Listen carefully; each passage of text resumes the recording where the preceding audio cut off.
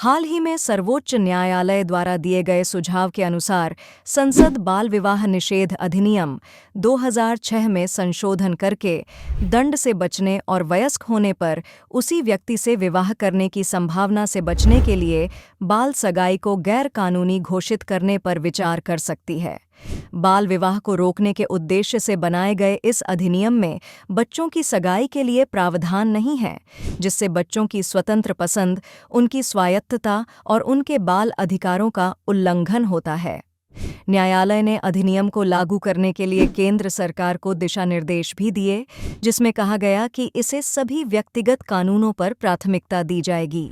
वहीं बच्चों की सगाई के लिए जिम्मेदार कारक को देखें तो राजस्थान, हरियाणा जैसे राज्यों के कुछ समाज बाल विवाह को एक आदर्श विवाह मानते हैं, जो अक्सर धार्मिक प्रथाओं पर आधारित होता है, जो परिवार के सम्मान को बनाए रखने या सुरक्षित संबंध बनाने के लिए कम उम्र में सगाई और फिर विवाह पर जोर देते हैं, जबकि लड़कियों की शिक्षा तक सीमित पहुंच बाल सगाई के चक्र को कायम रख सकती है, जहां यह अपेक्षा की जाती है कि लड़कियों की शादी जल्दी हो जाए। साथ ही बाल सगाई से परिवारों के बीच आर्थिक संबंध स्थापित हो सकते हैं, जिससे आपसी सहयोग, भूमि समझौते या साझा संसाधन सुनिश्चित होते हैं।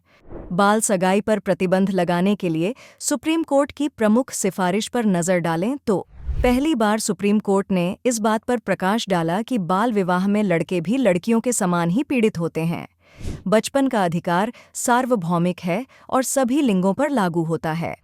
इसीलिए न्यायालय ने सरकार को विभिन्न दिशा निर्देश जारी किए, जिनमें स्कूलों में बच्चों के लिए आयु उपयुक्त और सांस्कृतिक रूप से संवेदनशील यौन शिक्षा शामिल है। और न्यायालय ने स्थानीय और सामुदायिक नेताओं को शामिल करते हुए खुले में शौच मुक्त गांव अभियान की तरह बाल विवाह मुक्त गांव अभियान चलाने का सुझाव दिया।